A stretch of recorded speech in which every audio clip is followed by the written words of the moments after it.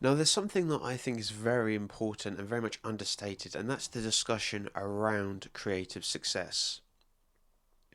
I see a lot of things that come along my timeline, and it's very much focused on the business side of the music industry, how to acquire reach, build fans, discover it. And whilst that's all very well and good, and sometimes those pieces of advice are very much well needed, the focus on critical and commercial success very much overshadows what I think is very much important to the artistic perspective and temperament, and that is creative success. There is a lot of success by artists who really went with their heart on something, and this is where, and I must mention that I'm not comparing my own work or the Straits' own work to any of the albums or artists that we're going to discuss or briefly mention. I wrote a song called Alone in the Crowd, and it was a huge artistic leap for me personally. We managed to get it recorded, and we managed to have the, as mentioned previously in a video, the artistic, creative, and mental fortitude to push that song over the line. Now, it's only a single, and it hasn't even hit 2,000 streams, but that is a major success in my eyes. It's to have the gratitude and not to compare yourself to others, because comparing yourself to others, there is a saying, and as cliche as it sounds, comparison is the thief of joy. And Alone in the Crowd was a song that I feel really deserves your time and exploration. So if you haven't heard it, check it out on your preferred streaming service. And we're going to go, and I'm just going to mention some albums of the artists that really went with their artistic direction, really went with what they felt in their heart.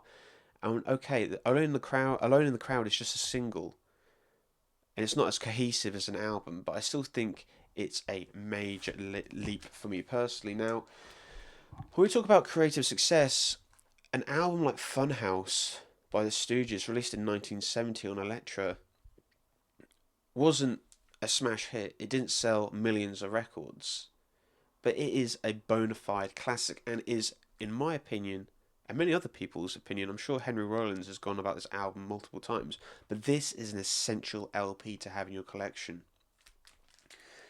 And I often think to myself, in today's climate, the way that the industry is, would a band like the Stooges and an album like Funhouse be facilitated? Or would the metrics have to really line up on how many streams it's got, how many follows, how many views has it got? You know, is the artistic value lost in that analysis? I'm going to go into another one. You know, the Ramones self-titled. Now, anyone who knows anything about the Ramones, they weren't a band that had a lot of sort of, they weren't going in the equivalent of their day viral. They're a band very much that went to the meat and potatoes sensibility of rock and roll, and didn't have a huge amount of commercial success despite having a huge dedicated cult following and being one of the pioneers of the punk genre. This album took something like 40 years to go gold from its original release. But they did it because they felt like these songs, they wanted to make the music they wanted to make against the trends. And there's something about the authenticity and integrity of artists and bands like the Ramones that very much I borrow. I borrow that sense. I borrow that sort of idea of being true to yourself. And now we're going to go to a quite a huge album, and that is Nirvana's In Utero. Obviously, the context, excuse me, the context of this album's creation was of the gargantuan success of Nevermind, basically turning the music world on its head and having the words alternative rock and grunge in the mainstream really did set a sea of change. The tide certainly turned. But this album was engineered and recorded by Steve Albini, and it's very much a sort of more raw, unfiltered, more abrasive, capturing the essentially capturing the sound of the band live and put to tape with minimal overdubs. Not the slick sort of approach to mixing. Not to say that Andy Wallace isn't an incredible mixer, because he is, but a change of aesthetics to Nevermind. This is essentially the White Album. What the White Album is to Sergeant Pepper. It's a step away, and really going back to a more sort of raw sound without the without the double tracked vocals and the multiple overdubbed guitars.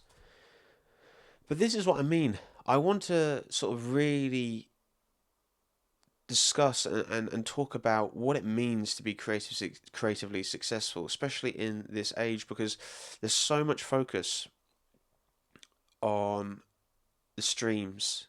There's so much focused on are you going viral, where the creative aspect, the artistic leaps sort of get lost. I feel like now is more than ever, I feel just because a track hasn't got a million streams, its value is pretty much pinned on that. And especially when you're sending your tracks to promoters, or you're sending your tracks to potential labels, they see the streaming numbers and they've already made a preconceived idea or judgment, not based on the quality of the music, but the quality of, as I said again, the metrics. So, if you could, discuss in the comment section, perhaps check out Alone in the Crowd by The Straits. It might be not your cup of tea, but I honestly feel like the production and the writing and the performances I'm really proud of. And I think in 100 years' time, if my existence or my legacy is that one song, then I've succeeded as an artist. And that's what's important, is to talk from an artistic perspective, the temperament of the artist, the creative.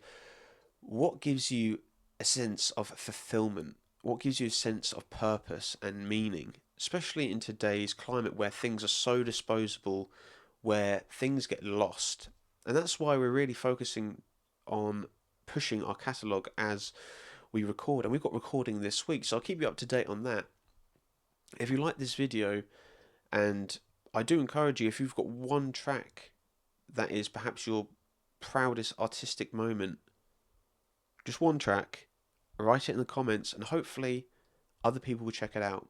So if you're still here, I appreciate your time, and check out the rest of the channel. It's growing, there's a few limited videos, and check out The Straits, and I hope to see you next time. Tally ho.